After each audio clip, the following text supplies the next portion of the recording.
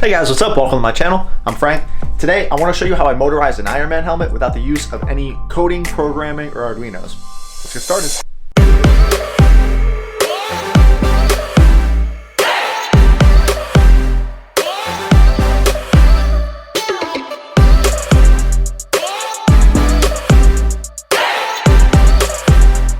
So this is part 2 of how to do this without any coding or programming. Now let me start off by saying, if you already know how to code and program and you're already comfortable using Arduinos and microcontrollers, this video probably isn't for you. And on the flip side, if you also feel that this is a waste of time, you should just learn coding, you should learn this, I implore you to just move on, because that's not the way I feel electronics should be taught. To me, this is a good stepping stone. This teaches you circuits and diagrams and how to wire things before you move into that coding stage, which can be very scary for some people. It was scary for me, and I still haven't even figured out how to use these microcontrollers, and that's for the next video. I'm going to be learning how to code. I'm going to be using the Crashworks Alicia kit. And this is a really cool little kit, but that's for video 3. But if you're just starting out with electronics and you don't know the basics of it, moving into stepping stones like this can be very, very crucial into eventually learning to code and programming whole things like suits and all of that. So I want to teach you guys a couple ways on how to motorize the helmet that to some may seem a little bit extra or unnecessary, but to me, I feel it is a very good stepping stone into the basics of electronics. My entire suit over there is completely analog, and what I mean by that is, again, there's no programming, there's no coding, there's no Arduinos or microcontrollers inside of it. Everything is push button or relays or direct circuits. And after this video, you guys should have a much better understanding of at least how I operate the Ironman helmet, and you can take some of these methods involving, even though this looks like a microcontroller, this is just a relay board, using things like this to power your suit. It doesn't have to just be for motorization. I'm going to cover the LED eyes just very quickly, and once I cover some of the circuit systems in the entire motorization system, you'll understand how to actually utilize them into other systems throughout the suit, or any prop that you want to actually motorize or power or just control. It doesn't need to be just Ironman helmets. In this video, I'm going to be covering things like power supplies, DPDT switches, which are really handy for this entire project, relay boards, little tiny reed switches, which are really cool, little limiter toggle switches, which can be used for a lot of things, and something I just recently discovered called a servo trigger, which is kind of a bridge between this analog system and this programmed Arduino system. These are kind of cool. So let me make some camera arrangements and we'll get started. So for this, I'm not going to be focusing too much on the helmet. You guys should already have the servos and the hinges installed. This is more about the electronics that you're going to go later cram into the helmet. So we're going to move this away. I will refer to it a little bit later once we've covered a lot of the components that are going to go into it. So some of the basics to cover first. Remember, this is going to be utilizing my hot wired servos. So this is a normal micro servo, and it has three wires to it. The orange is the signal wire. Now with my hot wiring tutorial, you go and remove that signal wire, and then this is now basically a DC motor. So if I touch these wires to the power supply, you can see the servo moving, and if I flip the wires, it moves the other way. And this is where the problem lies. The trigger and this relay systems that I'm going to be utilizing are to flip these power wires back and forth, so you don't need to do it manually. So make sure you go and I've already hot wired your servos to play around with this.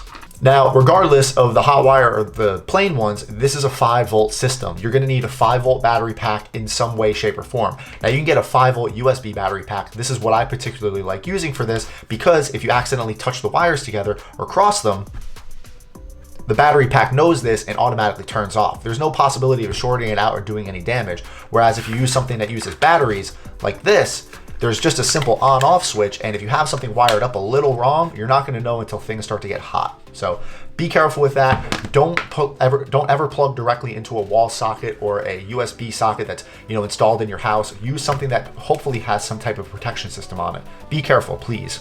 You have your power supply sorted.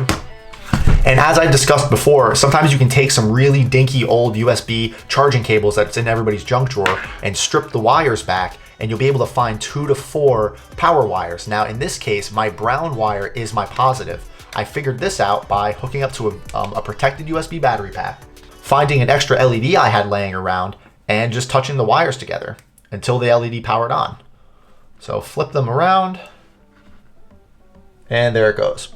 So what's nice about an LED is if you hook it up backwards, nothing can happen to it. The anode and the cathode are a very specific thing, and it won't let power through either way. It can only be let through one specific way, and this is telling me that my brown is my positive. even though I kind of assumed that the white one would be positive. So I know the brown's positive, and we're going to remember that for the future.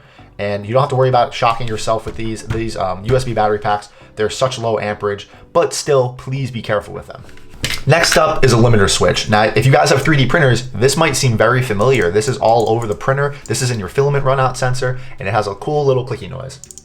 There are usually 3 contacts on this, and if you look at them, one says C, one says NO, and one says NC. C is your common, that as this little toggle switch is sitting here, normally closed, the C goes to the normally closed system. So this is always in contact. The outer 2 most contacts are always touching each other. Now, if I go ahead and press down on this trigger, this button's gonna press and it's gonna change what the common is going to. Now the common is gonna go to this one, and closing that circuit. So the outer 2 touch until I press it. Now the common and the middle one touch until I go back and forth. And you can utilize this for a multitude of things when it comes to Iron Man suits and props and cosplay and all of that fun stuff. So that's how this little trigger works. I've gone ahead already and ran some wires through my common and my normally closed circuit, because this is what we're going to use for the system that I'm going to show you here. Now, a good example of how this little trigger system works, I'm going to display it on these LED eyes. Now, I have them wired and I ran the little trigger switch through the negative.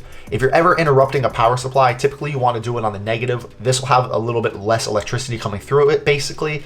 There's a lot more that goes into it, but it's always safer to do it on the negative side. So if I turn this battery pack on, these LED eyes don't work until I come over here and press this trigger. Now they light up, and it's a little hard to tell, but you can see them going.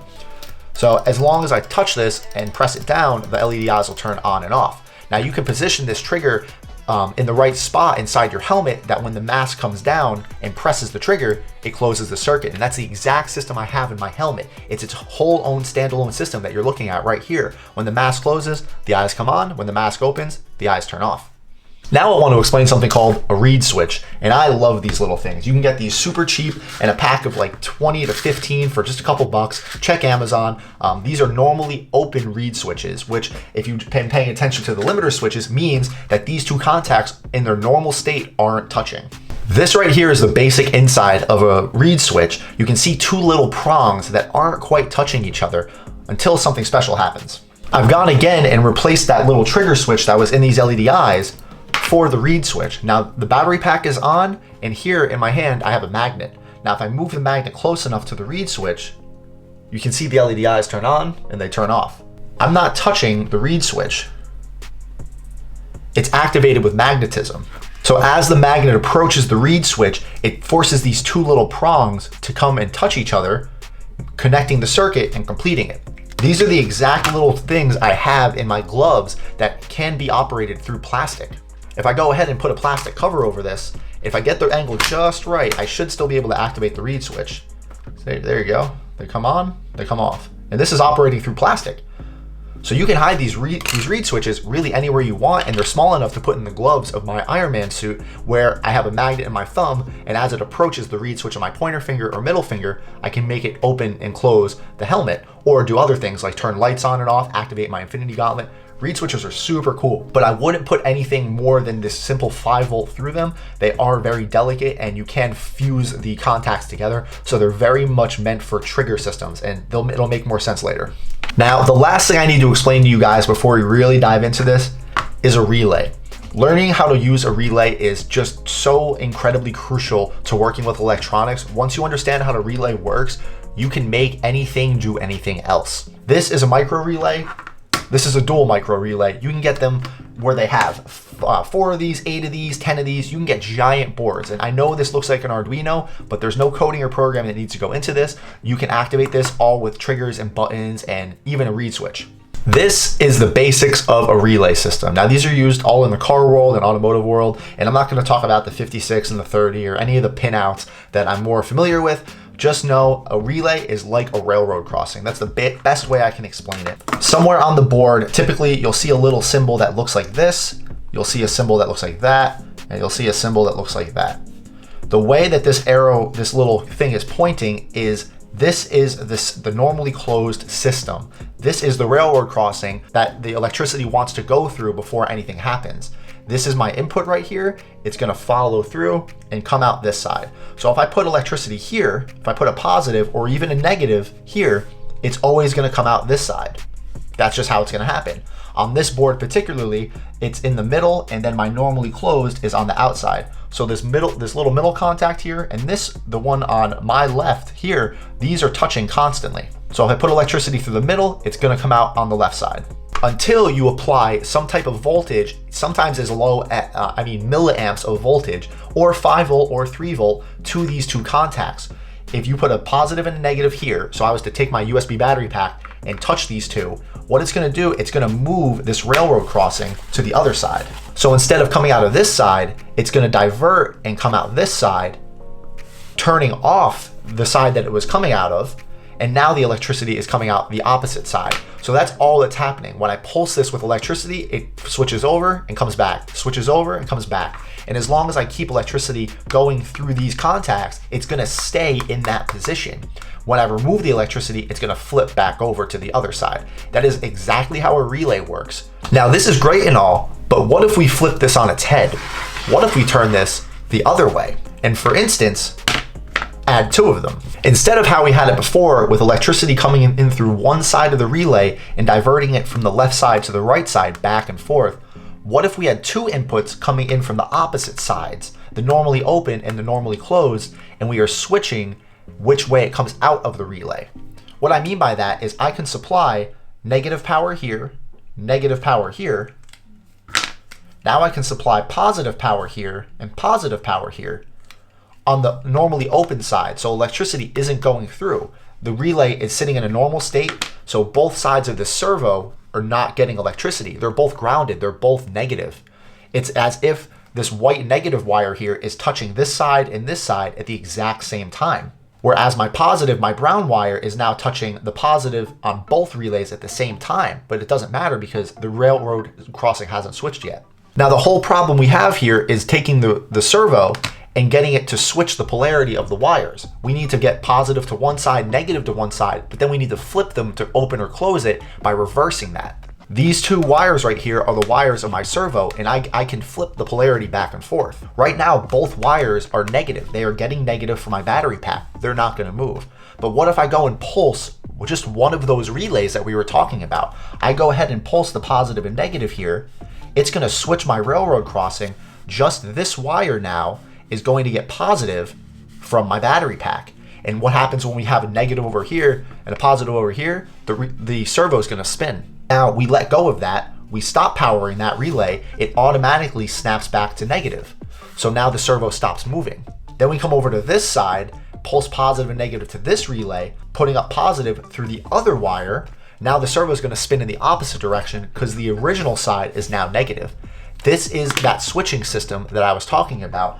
And this is exactly what we can do with this dual relay board. I really do hope that made sense. If you need to go and watch that, try to draw this out yourself and wire this, we are gonna go through that, I promise you, but that is how you can utilize a relay to control a servo. And we're gonna wire this up in a minute, but there's one more little trick I wanna show you guys. This is a DPDT switch, a double pull, double throw switch, and they come in a bunch of different shapes and sizes, so feel free to Google them, eBay, Amazon. This is basically how the motor in your window in your car works, by flipping the polarity of a motor back and forth as you press up on the window and down on the window. Now this is a little bit of a bigger switch, but you can hide this somewhere in the helmet, in the jaw, or just find a smaller one. They do make little toggle switches for this too that are much, much tinier. This is supplementing everything that our relay system was doing. But again, you have to press this in order to get it to work. This is what the inside of it looks like. There are 6 contacts on the back, and they all kind of talk to each other in one way or another. The middle of the switch here is where we're gonna put our positive and our negative. So this is gonna come down to the positive, and this side is gonna come down to the negative. And then it's gonna get a little weird, and I'll show you when we wire this up, but we're gonna take these two contacts and we're gonna wire these two together, and we're gonna wire these two together, and we're gonna cross them. They don't touch each other. We're gonna wire that corner to that corner and this corner to that corner. That's it. And then it doesn't matter where you get it, but it's gonna be the same top two. So we're gonna wire this to the servo and that to the servo. And as you press this switch, what it's doing is it's providing positive to this side or this side and negative to this side or this side as you toggle it. So what that's doing, it's putting positive and negative to these top two and flipping it and putting a positive and negative to these two. And that's our main goal here, is to flip the polarity of the servo. So as you toggle this back and forth, this will be positive, negative. You flip it to the other side, this will be negative, positive. It is an absolute mess to see, and I apologize for that, but that's exactly how I have this wired up. I have my servo on the top two.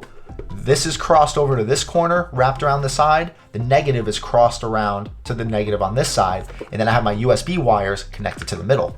And once I provide power to them, the helmet opens and the helmet closes. That's it. There's nothing else fancy going on here. It's just wired directly to the servo motors and to the USB battery pack. This to me is the simplest way to motorize your helmet and start getting used to laying out these wiring diagrams. And this is the quickest way from A to B. You get this switch, you wire it up, and you can have your helmet motorized. Okay, I've gone and exploded that little view of that DPDT switch that's hooked up to the helmet right now.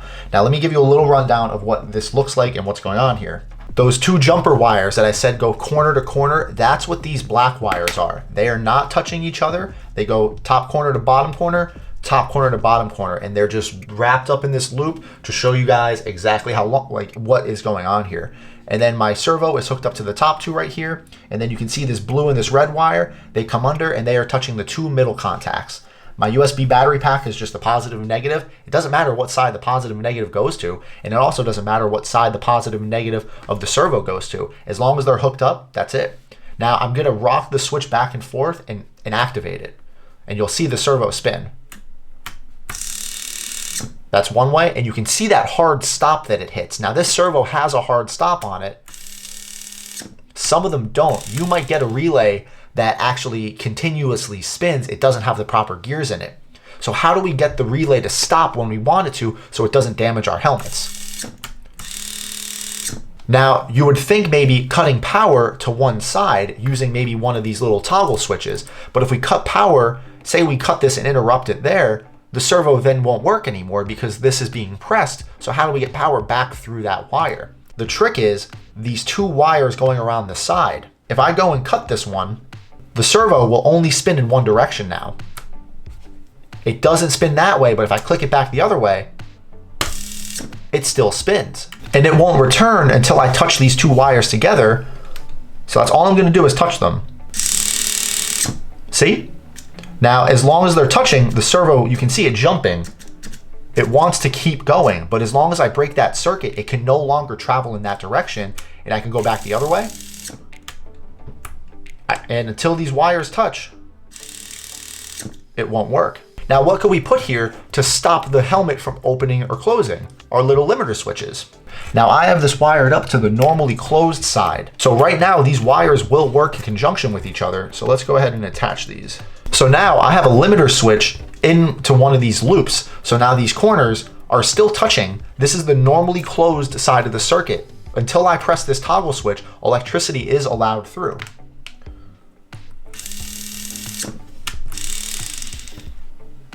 Did you see that? Now if I let go of this toggle switch, it's going to continue to spin until it hits that stop. I can bring it back. Now if this toggle switch is pressed, the servo won't spin. Release the toggle and it'll spin a little bit. See that? Now this is a much beefier servo than the smaller ones you're going to use in your helmet, so it has a lot more torque. That's why it's continuing to spin even after I press the toggle switch.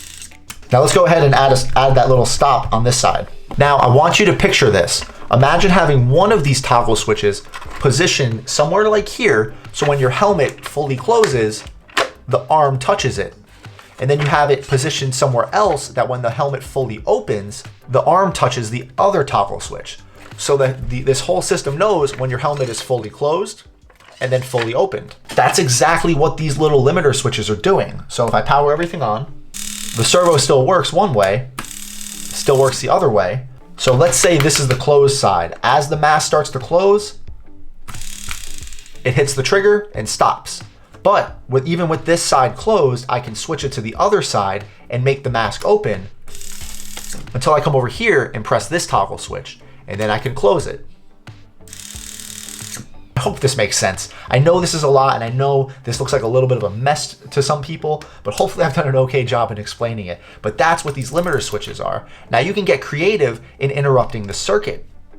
Remember our little reed switches? This is a normally open reed switch. You can buy these in normally closed and replace them right here. And you can use magnets. You can get very creative with how you get the motor to stop or continue to go. Now, some servos, they will have the angle. So since these have that hard stop I was talking about, they will stop at some point. And some of them might stop at the exact perfect point for your helmet to open and close. The helmet I showed you guys for the original demo and the one I've been using, the servo only has a certain angle. I believe it's 130 degrees, and that's pretty perfect for these Ironman helmets, where in that current helmet, I don't have these limiter switches and it still works. However, it does put a hard strain on the servo every time it hits that hard stop and comes back. So you want to alleviate that strain, and it'll completely cut power and it won't damage your servos. Or if you have the servo that continually spins, you're going to need something like a limiter switch, or else you're going to need to time your trigger pushes just perfectly. So basically, for your helmet to be motorized, all you would have to do is run these 6 wires into your helmet, put the trigger in a position where the servo arm touches it when it's open, and when it touches it when it's closed. Once you position those in the right spot, you wire up your servo, and you can use this DPD switch to motorize and power your helmet. If it's on display, if it's going to be on your head, however you want to power it. You can move the switch closer to the USB battery pack. You could get a much smaller toggle one and put it on your chin or jaw. This way you only have to run 2 wires into your helmet as opposed to all 6. You can put the switch, again, hidden somewhere on the helmet. Now let me clear this, and we're going to wire up this little relay board, and this is how my suit's powered. All right, here's the last analog system I'm going to show you guys, and it's going to start with this dual relay board and the servo. Now remember, we were talking about the railroad crossing, switching back and forth and reversing that. So that little symbol I was showing you earlier, that's what we're going to wire these contacts into. So on the relay board, it looks something like that. And the middle contacts are these ones. And that's what I'm going to put both sides of the servo into. So my servo wires are going here, and we're moving up, and here's my servo. We'll put a little S there. Cool. So this is the little relay board. This is one side, and then this is the other. That's exactly how we have it wired currently. Now we need to get the relays to switch one at a time to power it. But first we want to supply that power to the side that's not touching. The contacts on the left side, this left side of the relay, and this left side, this one and this one, we need to put negative into it here. So let's go ahead and draw that as the negative and that as the negative. So that will mean that the power is coming in through here, coming out of here. So this wire and this wire are both negative. Okay, we have our negative wires in to the left, negative and negative sitting right here. And you can go and wire these together. Now here's our USB battery pack, right? We remember that our white was actually our negative. So let's go ahead and attach that. So currently, right now, as it's sitting with this USB battery pack on, both wires of the servo are getting negative. Now we're gonna go and hook up the positives to the other side. So here are my 2 negatives coming off of the 2 right sides that aren't touching anything right now. And we can go ahead and throw these together too and wire them to the USB pack. So everything's in place to power the servo. Now we need to get these relays to activate properly. So sitting at the bottom of this relay board, you have your ground. There's 4 pins right here: ground, input 1, input 2, and voltage. So this is your 5 volt. So your ground and your 5 volt. If you look at the single relay board, it has something pretty similar. Down here, it's gonna have your signal, which is your input, your positive, and your negative. So it's laid out a little bit differently, but if you see S, that's your signal, and input 1, input 2, these are your signals for relay board 1, and then the input for relay board 2. So we can make this a little bit easier, and we can actually write a 1 and a 2 on this, and we can put a 1 and a 2 right there. So right off the bat, we're just gonna go and wire the ground and the voltage to the battery pack. I have these cool little connectors that really come in handy, so I'm just gonna go ahead and throw these on. The colors aren't gonna correlate as much as possible, as much anymore, but I'm gonna put this red 5 volt all the way to the right, and then I'm gonna put this negative right here all the way to the left. So now as my board is sitting here, the far left and the far right are my positive and negative. So we're gonna wire this over to the brown, and then our negative, our G, is gonna go to the negative. I'm trying to keep this as clean as possible. It is a little bit difficult, so hopefully you're following along. Now here we have our input 1, which is our red, and our input 2, which is our black. These are gonna need the same type of trigger, but I have my power on, and I'm going to ground these out. I'm going to touch these to the negative, and you're going to watch this servo kick. See it spin? And you can just hear a click from the relay board. And there's a little red light popping on. Now if I go and touch the other one, it should spin the other way and a red light should pop on. There you go. Open, close. Now how you interrupt this could be a big multitude of different ways. You could use something like this little toggle switch, run a negative through one side of it, and then put the trigger through each side of the normally open and the normally closed. I figured I would just show you. So on that little toggle switch, we talked about the normally open, normally closed. My common is that negative. So if I turn on my battery pack, you can see the light on this side's lit up. Until I go and press this trigger, it's gonna flip over to the other. And as long as I keep it down, the helmet will stay open, let it go, the helmet will close. Open, close. And it doesn't matter how fast you press it, both sides will never touch at the same time. The relay will not let it, and this trigger system will not let it happen. So how am I activating it with my gloves?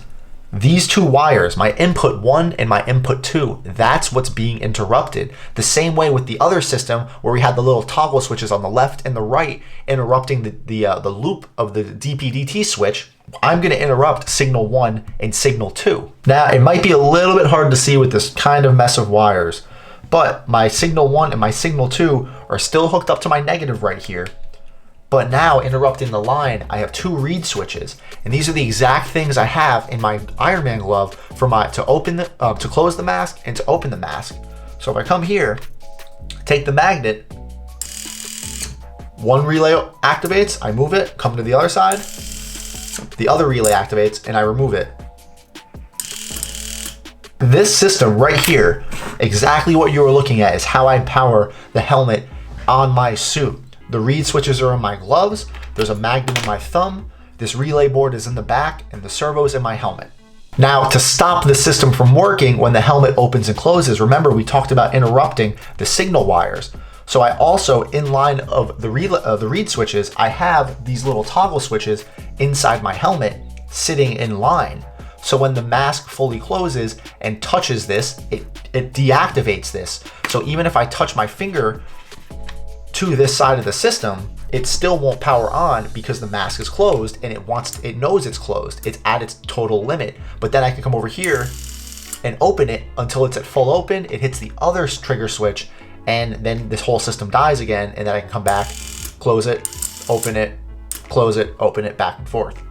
Again, I know some of you might be thinking this is uber complicated and you'd rather learn coding and all of that, but trust me, once you start getting it into the suit, it's not that bad and it's a lot of fun to do, making these analog systems work how you want them to do. As long as you wire this up right, it will work every time exactly how you want it. No debugging, no coding, nothing. This is it. This is the whole system. Now, this is the last thing I want to show you guys, and this is a nice little bridge between this analog system and more of the coding Arduino system. This is a servo trigger by SparkFun, and you can find some pretty cheap ones. This one I believe was $15 to $20. They are a little pricey, actually more expensive than an Arduino or a microcontroller itself, and they're actually a little bit bigger. But having just one of these around is kind of fun for testing out the servo system. Now, there's 3 pins at the top, and this is for a not hot wired servo. So this is an unmodified servo, and we're gonna go ahead and plug this into the top. So it has signal, voltage, and ground.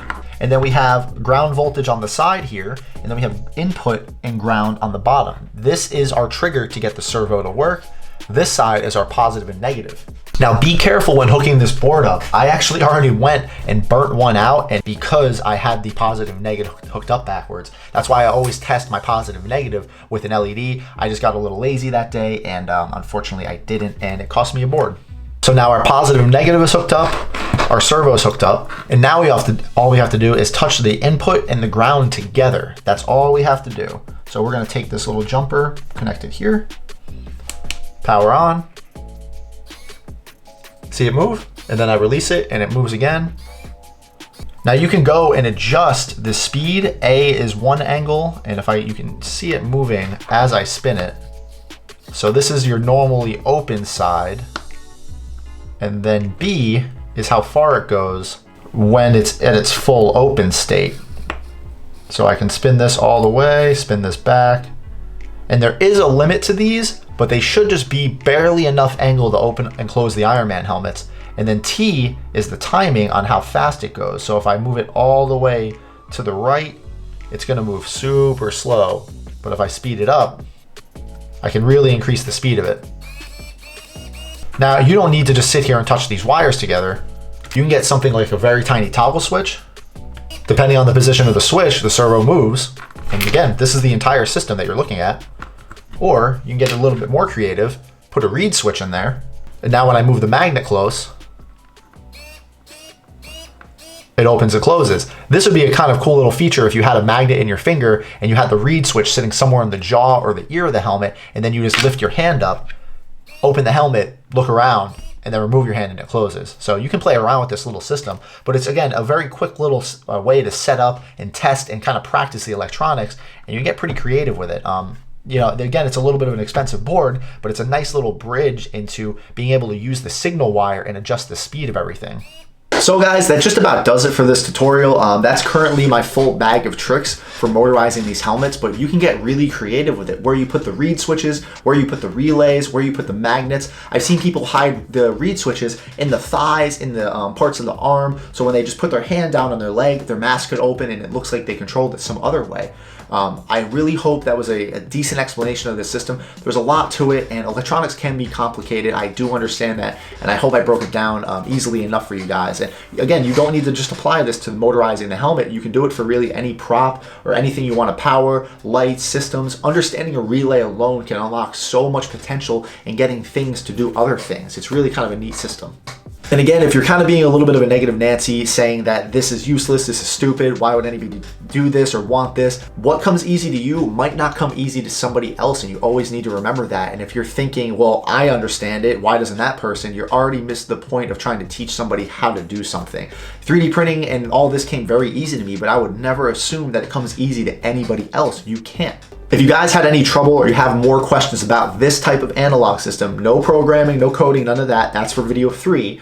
Please leave some comments down below. I really want to get some feedback on this. Did this help you? Was this beneficial? Did I gloss over or was like one part too confusing? Maybe I can make a video 2.5 in between the coding video while I'm trying to figure that out. And in the meantime, also check out the Crashworks motorization tutorial. There's a link for that down below, and they go over the coding in a PDF form to actually show you how to use the Alicia kits, how to motorize until with coding until I can get to that point and give you an actual video tutorial. So make sure you go check that out. They did a lot of cool work on this entire system, and it has a lot of cool functions and features all in this little board.